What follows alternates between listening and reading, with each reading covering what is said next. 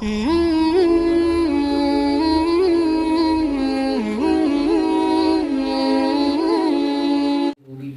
من الشيطان الرجيم. بسم الله الرحمن الرحيم. يا أيها الناس اتقوا ربكم الذي خلقكم من نفس واحدة وخلق منها زوجها وبث منهما رجالا كثيرا ونساء واتقوا الله الذي تساءلون به والأرحام إن الله كان عليكم رقيبا. صدق الله العظيم.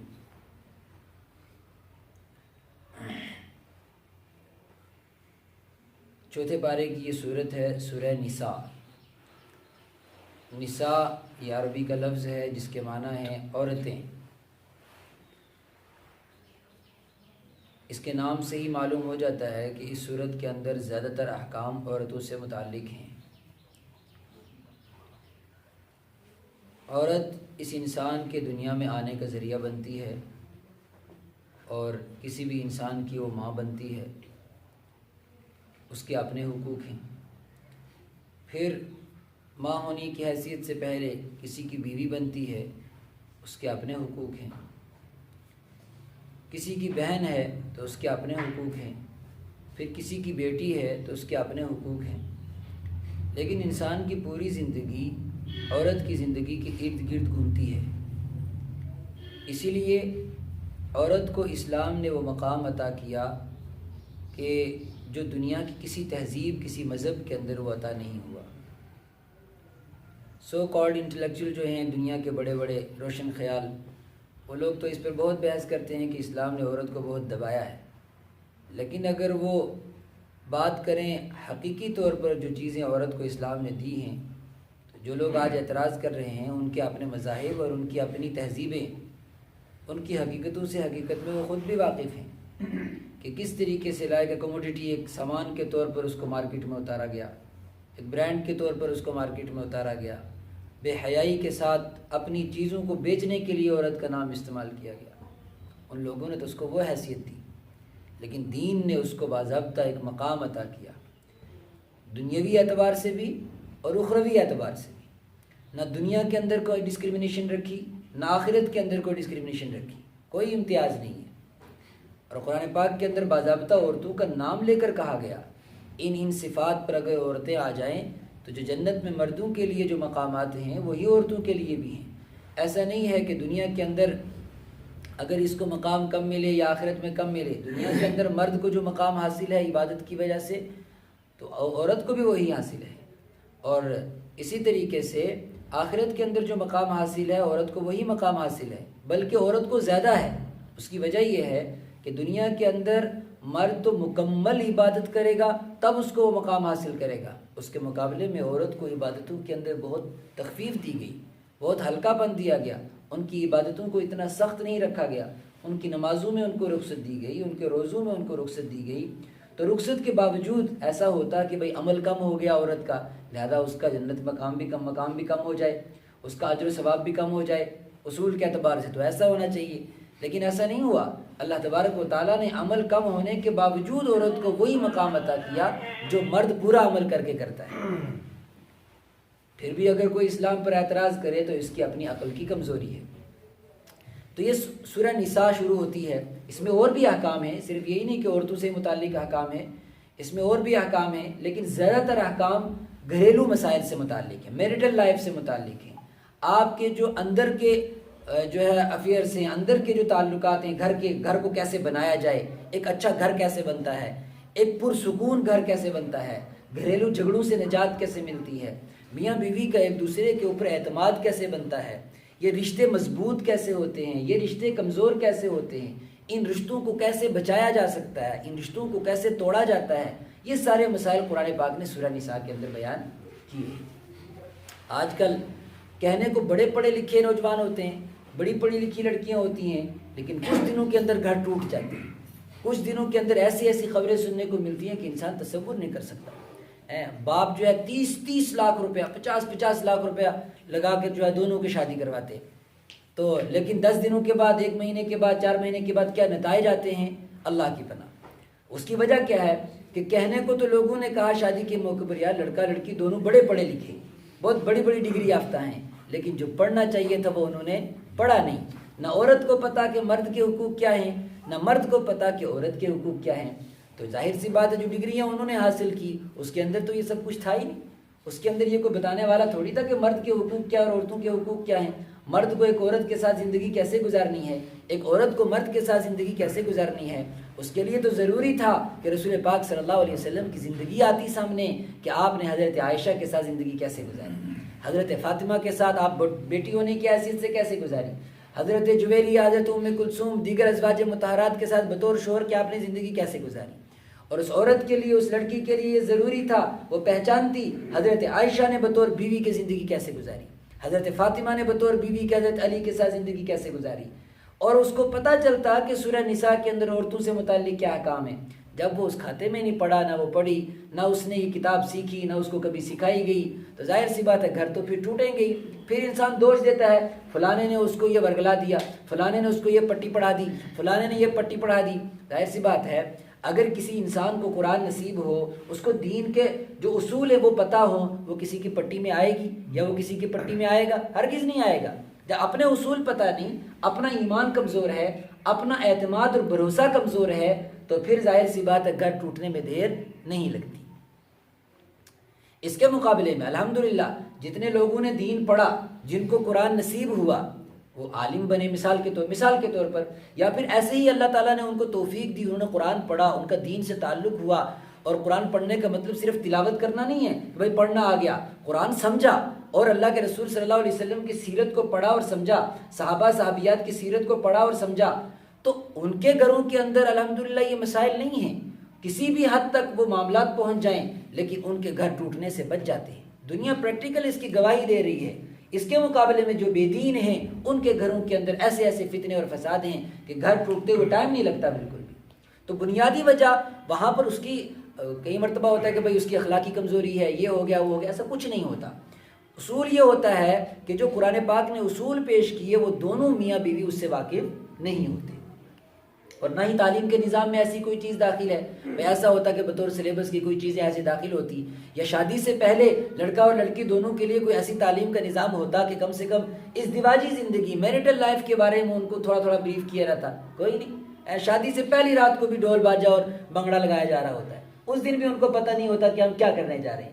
ان کو لگتا ہے کہ کوئی فنکشن ہے، حالانکہ وہ فنکشن نہیں، وہ تو ایک عبادت ہے۔ نکاح تو ایک عبادت ہے، نکاح تو زندگی کا ایک الگ حصہ ہے۔ جب نکاح ہو جاتا ہے انسان کا آدھا ایمان مکمل ہو جاتا ہے، باقی آدھا ایمان عبادتوں سے پورا کرنا ہوتا ہے۔ جس طریقے سے نعوذ باللہ بات سخت ہے لیکن حقیقت یہی ہے، پہلے جانوروں کی طریقے سے زندگی گزار رہا تھا، اسی طریقے سے بعد میں بھی اس کی زندگی بھی کوئی فرق نہیں پڑتا شادی سے۔ وہی بے ایمانیاں پہلے کرتا تھا، اسی بے حیائیوں میں پہلے بھی لگا ہوا تھا، انہی بے حیائیوں میں بعد میں بھی لگا رہتا ہے۔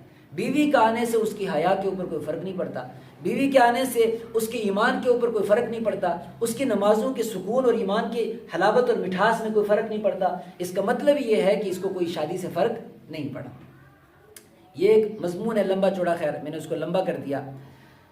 لیکن جب انسان کی شادی ہو جاتی ہے تو اس کے بہت ساری رشتہ داریاں، نئی رشتہ داریاں بن جاتی ہیں۔ پھر وہ بیوی ہونے کی حیثیت سے، ماں ہونے کی حیثیت سے، بہو ہونے کی حیثیت سے، ساس سسر ہونے کی حیثیت سے، دیگر یہ سب رشتہ داریاں ہیں۔ تو قرآن پاک نے اس مضمون کو شروع ہی رشتہ داریوں سے کیا۔ فرمایا کہ دیکھو گھروں کے اندر سکون اور محلے کے اندر، معاشرے کے اندر سکون تب آئے گا کہ جب تم اس بات کا احساس کر لو کہ تم سارے کے سارے انسان ایک خاندان ہو، سارے کے سارے انسان ایک خاندان ہو، ایک ہی گھرانہ ہو، حضرت آدم کی اولاد میں سے ہو تم سارے کے سارے۔ جب ہر انسان کے اندر اپنی انا آئے گی کہ میں سب سے بڑا، میری یہ حیثیت، میرا گھر میں یہ ہے، میرا گھر میں وہ ہے، میرا سب کمایا، فرمایا جب تک تم میرا میرا کرتے رہو گے تم خاندانوں کو جوڑ نہیں سکتے۔ جب تم یہ محسوس کر لو کہ نہیں تم سب اللہ کے بندے ہو، تمہیں بطور باپ کے کچھ ذمہ داریاں ملی، بطور بیٹے کے کچھ حقوق ملے، بطور بہو کے کچھ ذمہ داریاں ملی، جب تم سب یہ سمجھ لو گے کہ تم سب کو اپنی اپنی ذمہ داریاں ہیں، انسان ہونے کی حیثیت سے تم سب برابر ہو، تو پھر ساس اپنے آپ کو زیادہ سپیریئر نہیں سمجھے گی، بہو اپنے آپ کو ساس سے الگ نہیں سمجھے گی، سسر اپنی بہو کو بیٹی کی طرح سمجھے گا، نئی آنے والی بیٹی اپنے سسر کو باپ کی طرح سمجھے گی۔ لیکن یہ کب ہوگا؟ جب دماغ کے اندر فتور نہیں ہوگا، جب دماغ کے اندر سکون ہوگا اور یہ پتہ ہوگا کہ یہ بڑا ہے یہ چھوٹا ہے، یہ میرا رشتہ دار ہے، اس کے یہ حقوق ہیں۔ لہٰذا یہی بات پہلے سمجھائی کہ اچھا معاشرہ بنانا ہے تو سب سے پہلے یہ دھیان رکھو کہ تم ایک ماں باپ کی اولاد ہو۔ یا ایھا الناس اتقوا ربکم، اے لوگو اپنے رب سے ڈرو، الذی خلقکم من نفس واحدہ، جس نے تمہیں پیدا کیا ایک جان سے۔ وہ ایک جان کون سی ہے؟ حضرت آدم علیہ السلام سے۔ وخلق منها زوجها، پھر انہی سے حضرت حوا یعنی تمام انسانوں کی دادی ان کو پیدا کیا۔ وبث منهما رجالا كثيرا ونساء، پھر حضرت آدم اور حضرت حوا سے پوری دنیا کی نسلوں کو پھیلا دیا۔ تو سب کے ماں باپ ایک ہوئے، سب کا خاندان ایک ہوا، سب کا گھرانہ ایک ہوا۔ پھر یہ تو اور میں کیسی ہے؟ فرمایا یہ تو اور میں تب ختم ہوگی جب انسان اپنی انا کو ختم کرے گا، اپنے آپ کو ایک اللہ کا بندہ سمجھے گا اور یہ سمجھے گا کہ میں 4 دن کے لیے دنیا کے اندر آیا ہوں۔ جن 4 دنوں کی زندگی کے اندر کوئی ماموں کا رشتہ ملا، کوئی چاچے کا رشتہ ملا، کوئی باپ کا رشتہ ملا، کوئی بیٹے کا رشتہ ملا، کوئی ساس کا، کوئی بہو کا، کوئی سسر کے، یہ رشتے تو 4 دن کے ہیں۔ جب انسان کی موت ہو جاتی ہے سارے کے سارے رشتے اس کے ساتھ دفن ہو جاتے ہیں، کوئی رشتہ باقی نہیں رہتا۔ واتقوا اللہ، اور ڈرو اللہ سے، الذی تساءلون بہ والارحام، اور جن رشتہ داریوں کے ذریعے تم آپس میں سوال کرتے ہو، بھائی میری رشتہ داری کا خیال رکھ۔ اللہ نے فرمایا ان رشتہ داریوں کا خیال رکھو، ان رشتہ داریوں کو رشتہ دار سمجھو، رشتہ داروں کو رشتہ دار سمجھو گے تب جا کے خاندان جڑیں گے۔ آج 2 لڑکے لڑکی کی شادی ہو جاتی ہے تو ایسا لگتا ہے صرف 2 کی رشتہ داری ہوئی ہے، خاندانوں کے آپس میں کوئی رشتہ داری نہیں ہوتی، تو اس سے دوریاں رہتی ہیں، بس صرف ایسا لگتا ہے بس وہ دونوں الگ ہو گئے، انہوں نے مکان بنا لیا، اب نہ اس خاندان کو اس خاندان سے کوئی لینا دینا، نہ اس خاندان کا اس خاندان سے کوئی لینا دینا۔ فرمایا نہیں، رشتہ داری پورے خاندان کو جوڑنے کا ذریعہ بنتی ہے، ایسا نہیں کہ بس انڈیویجول ایک گھرانہ بس گیا۔ یہ تو خیر مضمون شروع ہوا، وہاں سے بات آگے بڑھی۔ اس کے بعد فرمایا کہ یتیموں کے مال سے متعلق احکام آئے۔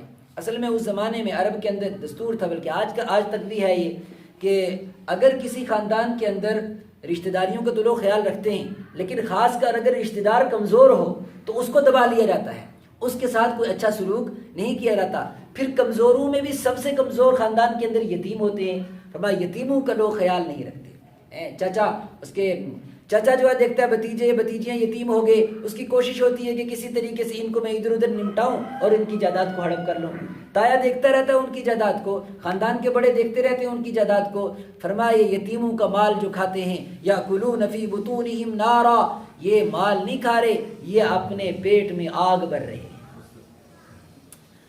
پھر یتیموں کے اندر بھی جو بچیاں تھیں ان کے اوپر زیادہ زیادتی ہوتی تھی، آج بھی ہوتی ہے زیادتی ان کے اوپر، ان کا رشتہ اچھے سے دھیان سے نہیں کیا جاتا، ایسے لوگوں کے ہاتھ جو ہے سپرد کر دیا جاتا ہے جو اس کا بھی خیال نہیں رکھتے، اور یہ اس کو بھیج کے اس کی پراپرٹی کے اوپر قبضہ کر لیتے ہیں۔ فرمایا جو لوگ ایسا کرتے ہیں وہ اپنی جہنم کو بھر رہے ہیں، اپنے پیٹ کو نہیں بھر رہے، اپنی جہنم کو بھر رہے ہیں۔ وَسَيَصْلَوْنَ سَعِيرًا، اور وہ جہنم کی آگ میں عنقریب داخل ہوں گے۔ تو یتیموں کے بارے میں انصاف کرنے کے لیے کہا۔ پھر کہا کہ اگر کسی یتیم سے نکاح کا بھی موقع آتا ہے، انسان دیکھتا ہے بھائی اپنے بیٹے کو نکاح کروا دے یا گھر بس جائے اس کا، تو وہ نیکی بھی انسان کر سکتا ہے۔ یہ مضمون ختم ہوا۔ اس کے بعد مضمون شروع ہوا تعدد ازواج کا، پولیگیمی جس کو کہتے ہیں، ایک سے زائد بیویاں رکھنا۔ یہ قرآن پاک نے ایک اصول پیش کیا، اس پر دو لوگوں نے جو ہے بڑا واویلا مچایا، اسلام پر بڑا اعتراض کیا کہ اسلام پولیگیمی کو پروموٹ کرتا ہے۔ تو یہ بات یاد رکھیے، بڑے بڑے انٹلیکچوئل بات کرتے ہیں اس موضوع پر، ڈیبیٹ کرتے ہیں، جن کو جو ہے قرآن پاک کا الف بھی نہیں آتا۔ تو بات یہ نہیں ہے کہ قرآن پاک نے حکم کیا دیا، بات یہ ہے کہ قرآن پاک نے کہا کیا ہے، پہلے اس کو سمجھا جائے۔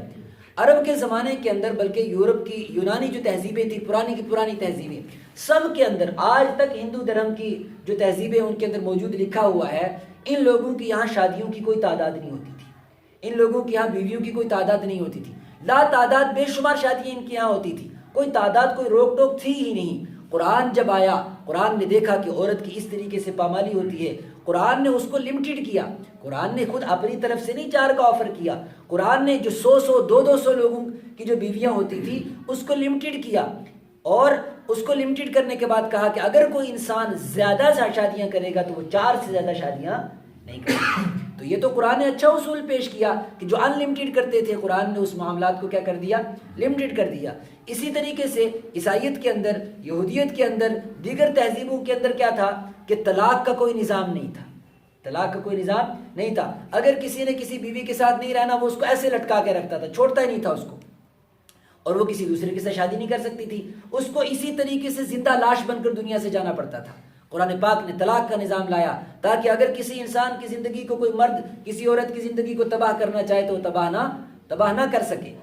اور اس پر بھی حق دیا کس کو؟ طلاق کا، مرد کو طلاق کا حق دیا، عورت کو طلاق کا حق نہیں دیا کہ اگر کوئی عورت کسی انسان کی زندگی کو تباہ کرنا چاہے تو اس کی زندگی کو تباہ نہ کر سکے۔ سوال پیدا ہوا کہ مرد کو طلاق کا حق دیا، عورت کو طلاق کا حق کیوں نہیں دیا؟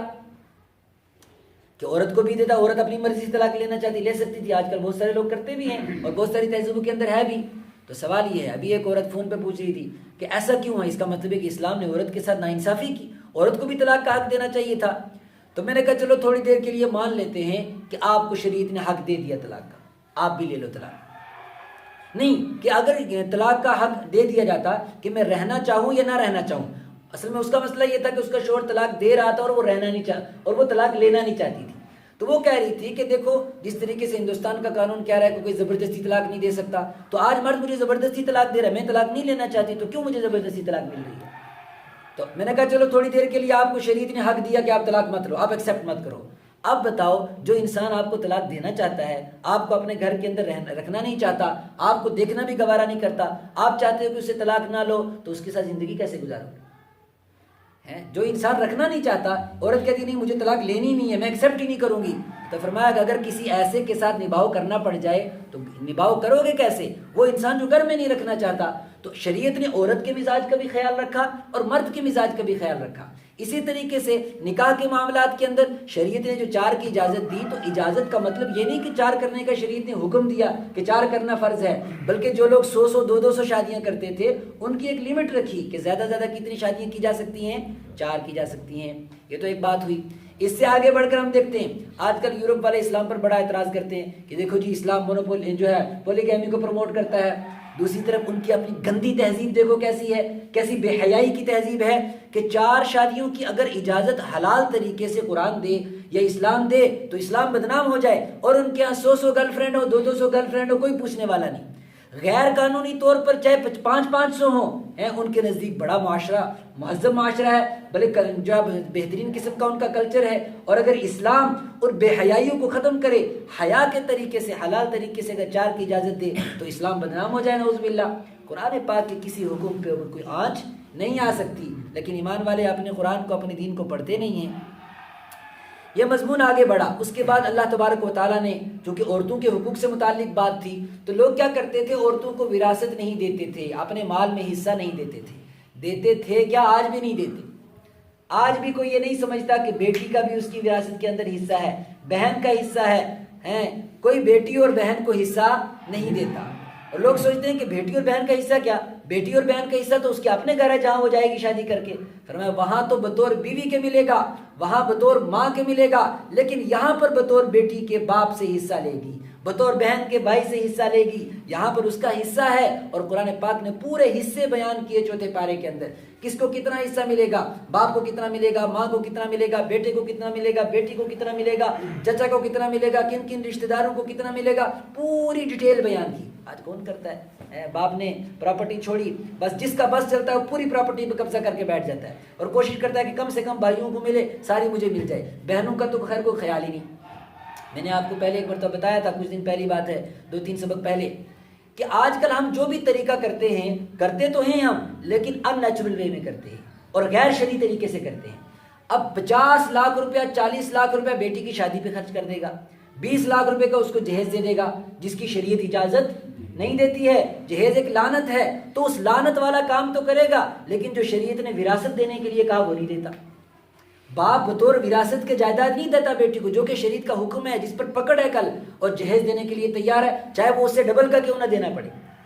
تو جہیز دے دیتا ہے لیکن وراثت نہیں دیتا۔ اب ایک آیت سنو، قرآن پاک نے کتنا زوردار طریقے سے بیٹیوں کے حصے کو بیان کیا۔ یوصیکم اللہ فی اولادکم، اللہ تمہیں وصیت کرتا ہے تمہاری اولاد کے بارے میں، کیا کہ اولاد کے درمیان انصاف کے ساتھ تقسیم کرو۔ اب تقسیم کیسے کرنی ہے؟ فرمایا للذکری، بیٹے کو حصہ ملے گا اتنا جتنا 2 بیٹیوں کو ملتا ہے، جتنا 2 بیٹیوں کو ملتا ہے۔ اصل میں کیا کہنا چاہیے تھا؟ بات تو یہ ہونی چاہیے تھی کہ لڑکے کو آدھا ملے گا، لڑکی کو 1/3 ملے گا اور لڑکے کو آدھا ملے گا، یہ بات تھی۔ لیکن قرآن پاک نے کس طریقے سے کہا کہ لڑکے کو اتنا ملے گا جتنا 2 لڑکیوں کو ملتا ہے. اس کا الٹا اصل بات تو اس کی الٹی تھی کہ بھئی آدھا لڑکے کو دو آدھا لڑکیوں میں تقسیم کرو. لیکن قرآن نے کیا کہا؟ لڑکے کو اتنا ملے گا جتنا 2 لڑکیوں کو ملتا ہے. اس کا مطلب کیا ہوا کہ پہلے لڑکیوں کے حصے الگ کرو، باقی جو بچے وہ اپنے بیٹے کو دو. لوگ کیا کرتے ہیں؟ پہلے بیٹوں کو دیکھتے ہیں، بیٹیوں کو نہیں دیکھتے. قرآن نے کہا نہیں، پہلے بیٹیوں کے حصے الگ کرو، جب بیٹیوں کا حصہ دے دو پھر اس کے بعد جا کے بیٹے کا حصہ دو. کون دیتا ہے؟ کوئی نہیں دیتا. نہ کوئی مسئلہ پوچھتا، نہ کوئی مسئلے کا نظام جانتا، نہ کوئی وراثت میں اپنی بیٹی کو حصہ دینا چاہتا ہے. یہی مال جس پر اپنی بہن کے حصے پر بھائی بیٹھا ہے، کل قیامت کے دن اللہ کے حبیب صلی اللہ علیہ وسلم نے فرمایا اگر ایک بالشت کسی کی زمین اس کے پاس ہے تو وہ 7 زمین نیچے سے اس زمین کو اٹھا کر اس کے گلے میں توق بنا کے ڈالا جائے گا. جو بھائی اپنی بہن کے حصے پر بیٹھا ہے، جو باپ اپنی بیٹی کے حصے پر بیٹھا ہے، وہ پوری کی پوری زمین یا پوری کی پوری پراپرٹی کل قیامت کے دن اس کے لیے وبال جان بنے گی اور عذاب کا ذریعہ بنے گی.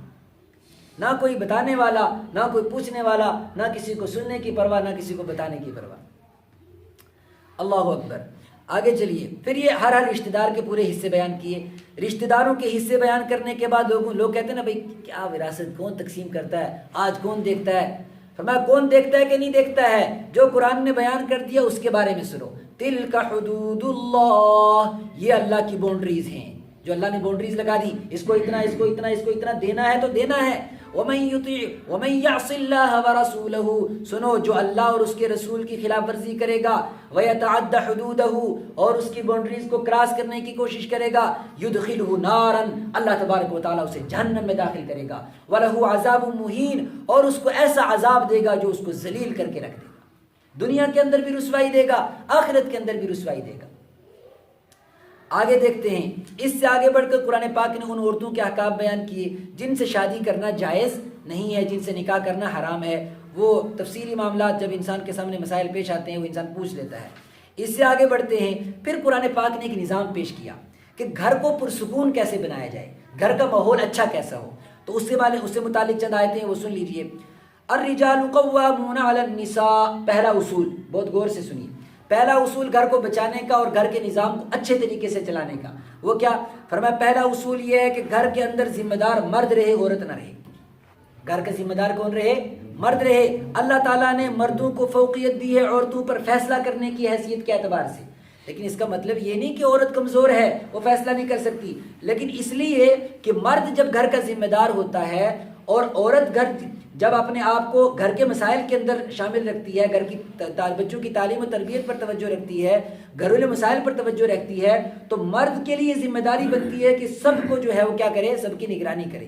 بطور ذمہ دار کے جس طریقے سے ایک بڑا ذمہ دار اپنی فیملی کو چلاتا ہے، جب مرد ذمہ دار بنے گا تو فیملی کو چلانا آسان ہو جائے گا، فیصلہ کرنا آسان ہو جائے گا. عورت جذبات میں فیصلہ کرتی ہے، مرد جذبات میں فیصلہ نہیں کرتا. مرد سوچ سمجھ کے فیصلہ کرتا ہے. لہذا جس گھر کا ذمہ دار مرد ہوگا اس گھر کے اندر سکون ہوگا، اس گھر کے معاملات سموتھلی چلتے رہیں گے.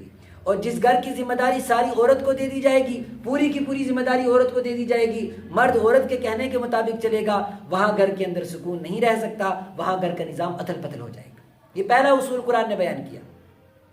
اب موقع نہیں ہے، اس کو تھوڑا سا اور تفصیل سے بیان کیا جا سکتا تھا. اس کے بعد اب فرمایا کہ عورتیں کیا کریں.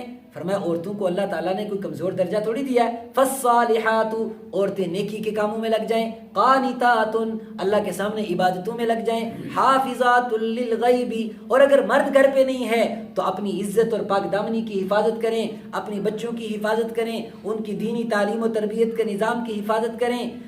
فرمایا یہ عورتوں کے کرنے کے کام ہیں. مرد کے کرنے کا کام کیا ہے کہ گھر کی ذمہ داری اٹھائے، گھر کے خرچے اٹھائے، ایک ایک گھر کے ایک ایک جو ہے رکن کا خیال رکھے. اور عورت کی ذمہ داری کیا ہے کہ گھر کے ماحول کو نیک ماحول بنائے، گھر کے اندر حرام رزق نہ آئے، گھر کے اندر بے نمازی نہ ہو، گھر کے اندر گانے بجانے کا ماحول نہ ہو، گھر کے اندر بے حیائی نہ ہو. یہ عورت کے کرنے کے کام ہیں. لیکن کبھی کبھی بات نہیں بنتی، کبھی کبھی بات نہیں بنتی. عورتیں اپنے بے دینی کے اندر لگ گئی، مرد اپنے بے دینی کے اندر لگ گئے، تو کبھی کبھی میاں بیوی کے تعلقات خراب بھی ہو جاتے ہیں. فرمایا جب کبھی تعلقات خراب ہو جائیں تو ان کو صحیح کرنے کا اور گھر کو سدھارنے کا اور رشتوں کو بچانے کا طریقہ کیا ہے، وہ طریقہ بتایا. بہت غور سے سنیے اس کو. واللاتی تخافون نشوزہن، اگر بیویاں نافرمان ہو جائیں، سرکش ہو جائیں، کوئی ایسی بات پیش آ جائے کہ جو اب گھر کے ٹوٹنے کا ذریعہ بن رہی ہے، تو کیا کرنا ہے؟ جانوروں کی طریقے سے لوگ پیٹنا شروع کر دیتے ہیں، یا اس طریقے سے الٹے سیدھے الزام لگانا شروع کر دیتے ہیں، الٹی سیدھی باتیں شروع کر دیتے ہیں، لمبی لمبی کچہریاں شروع ہو جاتی ہیں، اس کو بھی بلاؤ، فلانے ماسٹر صاحب کو بلاؤ، فلانے ڈاکٹر صاحب کو بلاؤ، جو رشتے کے وقت موجود تھے ان کو بھی بلاؤ، اس کے باپ کو بھی بلاؤ، چاچے کو بھی بلاؤ، تائے کو بھی بلاؤ، پوری ایک میٹنگ کی، اس میں جو ہے تقریباً 50-100 لوگوں کو بلایا، اب کچہری ہو رہی ہے، 50-100 لوگ آ کر ایک رشتے کو بچا رہے ہیں۔ اللہ نے فرمایا یہ طریقہ نہیں ہے، یہ طریقہ نہیں ہے گھر بچانے کا۔ اس سے کیا ہوگا؟ شوہر کے سامنے بیوی ذلیل ہوگی، بیوی کے سامنے شوہر ذلیل ہوگا، وہ گھر کبھی جوڑ ہی نہیں سکتا۔ طریقہ کیا ہے؟ فرمایا سب سے پہلا طریقہ فَعِظُوهُنَّ، اکیلے میں اس کو سمجھاؤ، پیار سے اس کو سمجھاؤ، بات حقیقی بات کرو، انصاف کی بات کرو، اس کو سمجھانے کی کوشش کرو۔ اگر وہ سمجھ جائے تو اچھی بات ہے، اور اگر نہ سمجھے تو فرمایا کہ پھر وہی طریقہ اختیار کرو گے، 400 500 لوگوں کو جمع کر کے کچہری کرو گے۔ فرمایا نہ، ابھی نہیں، پہلے سمجھا لیا، اگر بات بن جاتی ہے تو ٹھیک ہے، اگر نہیں بنتی وَاهْجُرُوهُنَّ فِي الْمَضَاجِعِ، دوسرا کام، دوسرا طریقہ کہ ان کے بستر الگ کر دو، ان کے بستر الگ کر دو، خود الگ سونا شروع کر دو۔ یہ بات عورت کے لیے بڑی شاک گزرتی ہے، عورت ناراضگی تھوڑی دیر کے لیے برداشت کر لیتی ہے، لیکن اگر مرد اس کا بستر چھوڑ دے، اس کا گھر چھوڑ دے، پھر یہ عورت کو برداشت نہیں ہوتا۔ اگر وہ گھر کو بچانا چاہے گی، اگر اس کو بچوں کی فکر ہوگی، اگر وہ سنسیئر ہوگی، تو شوہر کے اس سٹیپ سے وہ واپس آ جائے گی اور اپنی غلطی کا احساس اس کو ہو جائے گا۔ اگر یہ بھی نہ ہو تو تیسرا وَضْرِبُوهُنَّ، پھر ان کو مارو، لیکن کیسے؟ جیسے گائے بھینس کی طرح لوگ مارتے ہیں۔ ہاں، یہ حکم شہر والوں کے لیے نہیں ہے، یہ حکم پڑھے لکھے لوگوں کے لیے نہیں ہے۔ بہت سارے لوگ نا اس پر بھی اعتراض کرتے ہیں قرآن پاک کی اس آیت کو، دیکھو جی عورتوں کو مارنے کا حکم قرآن دے رہا ہے۔ ایسا نہیں ہے۔ جو لوگ بالکل اکھڑ دیہاتی قسم کے، جن کے یہاں تعلیم نام کی کوئی چیز نہیں ہوتی، کلچر تہذیب نام کی کوئی چیز نہیں ہوتی، پڑھے لکھے لوگوں میں اٹھنا بیٹھنا نہیں ہوتا، بالکل گاؤں دیہات کے اندر جہاں تہذیب نام کی کوئی چیز نہیں ہوتی، وہاں بات سمجھانے سے بنتی نہیں ہے، وہاں سمجھانے سے بات نہیں بنتی ہے، تو وہاں پر شریعت نے حکم دیا کہ اس کی بھی اجازت ہے۔ لیکن رسول پاک صلی اللہ علیہ وسلم جانتے تھے امت کے مزاج کو، جانتے تھے کہ اگر بیوی اتنی جاہل ہوگی تو شوہر کون سا جو پڑھا لکھا ہوگا وہ بھی تو جاہل ہی ہوگا، وہ اس سے بھی بڑا جاہل ہوگا، تو اس کو الگ سے آپ نے حکم دیا۔ فرمایا اگر مارنا بھی ہو تو ایسی مار اگر مارو گے جس سے نشان پڑ گیا، کل قیامت کے دن اللہ تبارک و تعالیٰ تم سے پوچھے گا۔ تو مار بھی اگر ایسی ہو جس سے نشان نہ پڑے، صرف اتنی ہو جتنی حد تک اس کو سمجھایا جا سکے۔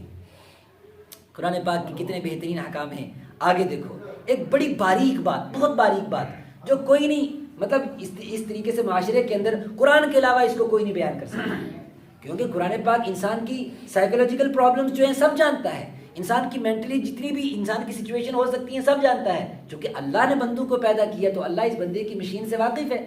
فرمایا فَإِنْ أَطَعْنَكُمْ، اب اگر وہ تمہاری فرما برداری کر لیں، ان کو بات سمجھ آ جائے، گھر بچنا شروع ہو جائے، تو اب کیا کرو؟ اب مرد کی ایک کمزوری ہوتی ہے، وہ کیا کرتا ہے؟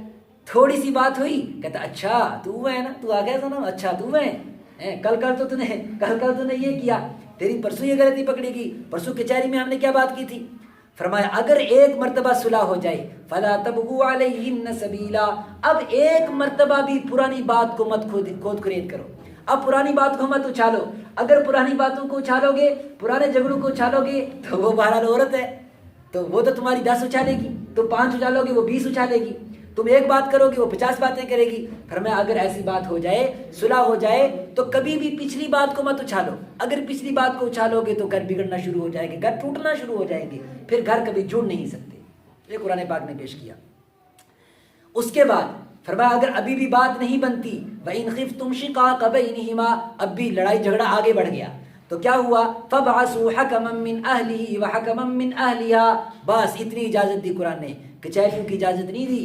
فرمایا ایک انصاف والا آدمی اس کے گھر سے بلاؤ، ایک، صرف ایک، وَحَكَمًا مِّنْ أَهْلِهِ، اور ایک انصاف والا آدمی مرد کے گھر سے بٹھاؤ، صرف 2 آدمی بیٹھیں، بس صرف 2 آدمی بیٹھیں، وہ ان کے معاملے کو سلجھا دیں، اللہ تبارک و تعالیٰ ان کی صلح میں برکت دے گا۔ اب ایک آیت ان لوگوں کے لیے جو صلح کرانے کے لیے آئے۔ آج کیا ہوتا ہے جب صلح کرانے والے آتے ہیں نا، گھر سے نکلنے سے پہلے اپنا کوٹ شوٹ کستے ہیں، سوچتے ہیں جی بڑا آدمی ہوں میں، مجھے صلح کرنے کے لیے بلایا جا رہا ہے، تو پھر ان کا بھی جو ہے پہلے سے مائنڈ بن جاتا ہے کہ کس کی سائڈ لینی ہے۔ تو ان کے لیے اللہ تبارک بڑی کمزور، مطلب باریک باتیں، کمزور نہیں ساری، بڑی باریک باتیں ہیں۔ تو اب قرآن پاک نے ایک حکم صلح کرانے والوں کو بھی دیا، وہ کیا؟ فرمایا ان یریدا اصلاحا، سب سے پہلے صلح کرانے والے جن کو اللہ تعالیٰ نے یہ مقام دیا، جب وہ گھر سے نکلیں تو نیت اپنی ٹٹول لیں، پہلی نیت یہ کریں کہ مجھے ان دونوں کے درمیان صلح کروانی ہے، مجھے یہ گھر بچانا ہے، یہ گھر توڑنا نہیں ہے۔ لوگ پہلے سے ذہن بنا کے آتے ہیں، اچھا ان کا ذہن طلاق لینے کا، چلو ان کو طلاق ہی دلاتے ہیں۔ فرمایا سب سے پہلے بات کسی بھی حد تک پہنچ چکی ہو، اگر کسی کو معاملے کی صفائی کے لیے بلایا جا رہا ہے تو سب سے پہلا حکم یہ ہے کہ وہ کیا کرے، اپنی نیت خالص کرے اور یہ دعا کر کے جائے اللہ سے کہ اللہ ان کا گھر بچا دے، اور میں اس نیت سے جاؤں کہ میں ان کی صلح کروانے جا رہا ہوں، گھر بچانے جا رہا ہوں، توڑنے نہیں جا رہا۔ جب مجلس ہوتی ہے نا تو مجلس کے اندر کچہری میں تو لوگ کیا کرتے ہیں، اس طریقے کی باتیں جان پر کو اچھالتے ہیں تاکہ اس کا قصور بھی سامنے آ جائے، اس کا قصور بھی سامنے آ جائے، دونوں ایک دوسرے کو قصوروار سمجھیں، اور اس کو کیا کرتے ہیں لوگ فخر کے طور پر پیش کرتے ہیں کہ نہیں ہم نے دونوں طرف سائڈ برابر رکھی ہے، اس کے قصور بھی پیش کر دیے، اس کے قصور بھی پیش کر دیے۔ مجلس کے اندر قصور اچھالنے نہیں ہوتے، مجلس کے اندر قصور چھپانے ہوتے ہیں، اور جھوٹ بھی بولنے کی اجازت دی صلح کرانے والے کے لیے اللہ تعالیٰ نے۔ اللہ اکبر۔ فرمایا اگر ان کی نیت صحیح ہوگی تو ان کی نیت کی برکت سے یوفق اللہ بینہما، اللہ ان کے درمیان جوڑ پیدا کر دے گا، صرف ان کی نیت کی برکت سے۔ اللہ اکبر۔ یہ کچھ اور احکام ہیں، اس کے بعد اللہ تبارک و تعالیٰ نے گھروں کو بچانے کے کچھ احکام دیے۔ آگے چل کر ایک حکم اور آیا کہ دیکھو آج کل جو گھریلو جھگڑے ہیں نا، چھوٹا سا جھگڑا ہوتا ہے سیدھا کیس جا کے لگتا ہے کورٹ کے اندر، ہے کن کے سامنے جا کے لگتا ہے؟ ان کے سامنے جن کو نہ قرآن کا کچھ پتا، جن کو نہ انسانی فطرت کا کچھ پتا، جن کو نہ دین کے احکام کا کچھ پتا۔ مسلمان پیسہ بھی خرچ کر رہا ہے، اپنا وقت بھی ضائع کر رہا ہے، وکیلوں کو کھلا رہا ہے، فلانا فلانا فلانا، تو لاکھوں روپے لگ جاتے ہیں اور لاسٹ میں کیا ملتا ہے؟ اس کا بھی پیسہ جاتا ہے، اس کا بھی پیسہ جاتا ہے، کوئی مسئلہ حل نہیں ہوتا۔ یہ جو آج اتنی نوبت یہاں تک پہنچی نا کہ حکومت نے قانون بنائے، جو ان قانون کے اوپر زد پڑی جو قرآن نے پیش کیے تھی۔ طلاق کا مسئلہ مثال کے طور پر آپ لوگوں نے سنا ہوگا خبروں کے اندر، مسلمانوں کو خود پتہ نہیں ہے غلطی کہاں ہوئی، غلطی وہ ہوئی۔ اب سنیے آیت، یا ایھا الذین آمنوا، اے ایمان والو، اطیعوا اللہ واطیعوا الرسول، اللہ اور اس کے رسول کی اطاعت اور فرمانبرداری کرو، واولی الامر منکم، اور اللہ اور اس کے رسول کے دین کو سکھانے والے جو علماء ہیں ان سے اپنے رابطے مضبوط کرو۔ کیا کرنا کیا ہے؟ فَإِن تَنَازَعْتُمْ، اگر کوئی جھگڑا ہو جائے، کوئی بات ایسی ہو جائے، فَرُدُّوهُ إِلَى اللَّهِ وَالرَّسُولِ، تو اللہ اور اس کے رسول کے دین کے مطابق اپنے فیصلے حل کر لیا کرو۔ ہمارے یہاں کوئی دارالفتہ کا نظام نہیں، مفتیوں کا کوئی نظام نہیں ہے، ورنہ تو ہر سٹی کے اندر، ممبئی، دلی، ہر بنگلور، ہر جگہ پر باضابطہ دارالقضاء بنے ہوئے ہیں۔ جو خاندانی مسائل ہیں، چھوٹے موٹے گھریلو مسائل ہیں، نکاح کے مسائل، طلاق کے مسائل، چھوٹے موٹے کاروبار کے مسائل، یہ تو کورٹ میں جانے نہیں چاہیے ایمان والوں کے۔ کورٹ کس کا کورٹ ہے؟ کورٹ تو اللہ کا کورٹ ہے، کورٹ تو قرآن اور حدیث کا کورٹ ہے۔ اب حالات اللہ نے ایسے بنائے ہمارے ملک میں، ہم مکمل طور پر اس کو نافذ نہیں کر سکتے، لیکن کم سے کم ان مسائل کو تو حل کیا جا سکتا ہے۔ ان مسائل کو تو علماء کے سامنے حل ہو جانا چاہیے، ان مسائل کو دارالفتہ کے اندر فتووں کی حیثیت سے حل ہو جانا چاہیے۔ ان مسائل کو حل کرنے کے لیے پورے جھگڑے کورٹ میں لگانے کی ضرورت نہیں ہے۔ قرآن پاک نے کہا اگر تم اللہ پر اور آخرت کے دن پر ایمان رکھتے ہو تو ان مسائل کو آپس میں بیٹھ کے حل کر لیا کرو، ان مسائلوں کو ان لوگوں کے سامنے نہ لے کے جاؤ۔ وہی آیت آ رہی آگے کہ کن لوگوں کے سامنے ہم مسائل کو لے کے جاتے ہیں۔ اگلی آیت آئی، فرمایا فلا وربک، اے میرے پاک پیغمبر تیرے رب کی قسم، اللہ تعالیٰ نے قسم کھا کر کہا، لا یؤمنون، یہ لوگ مومن نہیں ہیں، یہ پکے مومن نہیں ہیں، حتی یحکموک، یہاں تک کہ آپ کی کتاب کو، آپ کی شریعت کو جھگڑوں کے اندر، جب فیصلہ شریعت کے مطابق ہوگا، علماء کی موجودگی میں ہوگا، شریعت کے دارالفتہ کی موجودگی میں ہوگا، فرمایا اس وقت تک ایمان والے اپنے ایمان پر قائم نہیں رہ سکتے۔ اپنے گھریلو مسائل کا، میاں بیوی کے مسائل کا جو ہے حل جا کے شام لال رام لال سے پوچھتے ہیں۔ فرمایا جب تک یہ رسول پاک صلی اللہ علیہ وسلم کی سنت اور آپ کے شریعت کے مطابق اپنے فیصلے نہیں کروائیں گے، اس وقت تک ان کے مسائل کا حل نہیں ہو سکتا۔ پھر آگے تفصیل سے جہاد کے احکام آئے، لیکن اسی سے متعلق ایک بڑا حکم اس سورہ نساء کے آخر میں اور آیا۔ وہ کیا؟ فرمایا تم لوگوں نے ان غیروں سے دوستیاں لگائی ہیں، تم اپنے سارے معاملات ان کے سامنے لے کے جاتے ہو، تو فرمایا الذین یتخذون الکافرین اولیاء من دون المؤمنین، تم کافروں کو اپنا سب کچھ سمجھتے ہو، اپنی ایک چٹا بٹا سب کچھ اپنا ان کے سامنے کھول دیتے ہو۔ فرمایا ایبتغون عندهم العزہ، کیا ان کے پاس تمہیں عزت ملتی ہے؟ ان کے سامنے، ایک غیر مسلم کے سامنے، جب مسلمان میاں بیوی کے مسائل جب جاتے ہیں، اس غیر مسلم کے سامنے امت کی کیا تصویر پیش ہوتی ہوگی، کہ ان کے نبی ان کو ایسے شوہر کے طور پر پیش کر کے گئے، ان کے نبی ان کی بچی کو یہی تربیت دے کر گئے. فرمایا یہ جو تربیت تم ان کے سامنے اپنی امیج پیش کرتے ہو یہ اللہ کے رسول کو اور اللہ کو بہت تکلیف پہنچاتی ہے، اللہ کے رسول کو بہت تکلیف پہنچاتی ہے. فرمایا یہ منافقوں کی بات ہے، جن لوگوں کا ایمان اللہ کے دین پر اس کی شریعت پر پورا نہیں ہوتا وہ لوگ ایسے معاملات پیش کرتے ہیں، ورنہ جن لوگوں کا قرآن پر ایمان ہوتا ہے وہ اپنے مسائل کہاں حل کرتے ہیں؟ قرآن کے سامنے حل کرتے ہیں. اللہ تبارک و تعالیٰ ان مسائل کو سمجھنے کی توفیق عطا فرمائے. یہ بہت لمبے چوڑے مضمون ہیں، ان کے لیے کم سے کم 2-3 گھنٹے کی مجلس ہونی چاہیے. آدھے گھنٹے کے اندر میں چند آیتیں بیچ میں سے چن کر آپ کے سامنے رکھتا ہوں تاکہ آپ کو اندازہ ہو کہ قرآن کے اندر کیا کیا خزانہ چھپا ہوا ہے. اللہ تبارک و تعالیٰ نے قرآن پاک کو سمجھنے کی توفیق عطا